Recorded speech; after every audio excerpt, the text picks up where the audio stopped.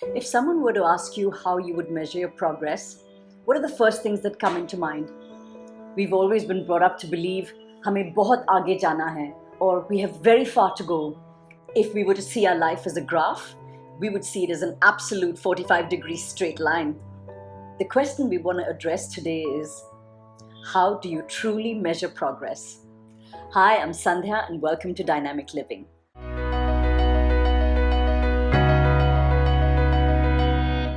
I remember reading a story about a high-powered lady in the Obama administration. At the height of her power, she wrote in to her boss, Obama, and said that she wanted to take some time off to be with her family because she felt she was losing out. Everybody in the White House thought that that was a euphemism for her having been asked to leave.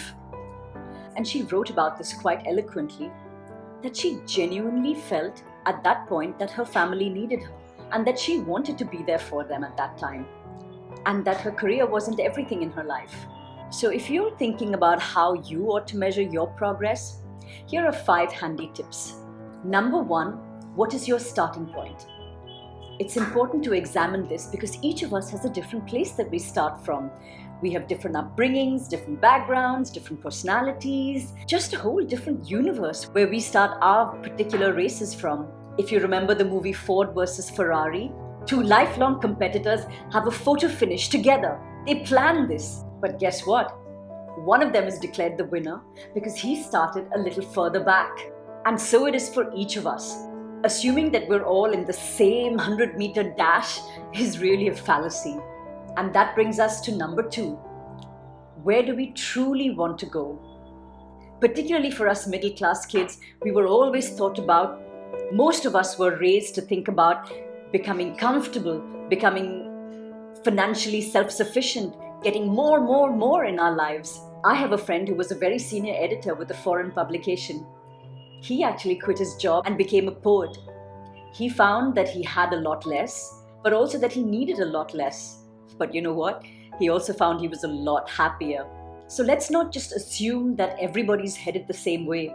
It's important for us to ask ourselves what we truly want. I was once speaking to a group of law students, and I asked each of them what their goals was once they graduated from law school. Even in that group, there was such a diverse range of answers. Somebody wanted to go into social service, some into litigation, some into corporate law, and yet all of them were stressed out about their grades. How can grades possibly matter equally to each one of them when each of their goals was so different? Something to think about, right? Number 3, and this is a bit of a tough one, it's to think about what our other obligations are or the other demands on our time are. Now, some of these we take on by choice, like choosing to have children or choosing to want a 5-star lifestyle. Others are less so. We might have a person who is disabled in our family, elderly parents that we need to take care of. Rather than thinking of them as obligations, if we just think of them as things that are, that's our karma. That's our past. That is what our present is. Then we don't need to put any sort of emotion or filter on them. Just take it as it is and plan your life around it. Number 4, allow for deviations, for side roads, for rest stops, and even for your destination to actually change. Again, it's that fallacy of that straight line graph that we all aspire towards. Really, are there not times in your life when you need to take time out for somebody else? Time out for yourself, time for a relationship, time to heal, time to pursue some other interest, time to slow down, or time to even just change your ultimate goals or your big dreams. Once we remove these must-dos in our head, we suddenly will discover paths unknown. We suddenly will discover new routes. We'll suddenly stop to smell the roses along the way. Suddenly we could have a more authentic life. Number 5, that means that we need to keep reevaluating. Keep taking pauses, keep examining your goals. Please examine what's around you, where you want to go.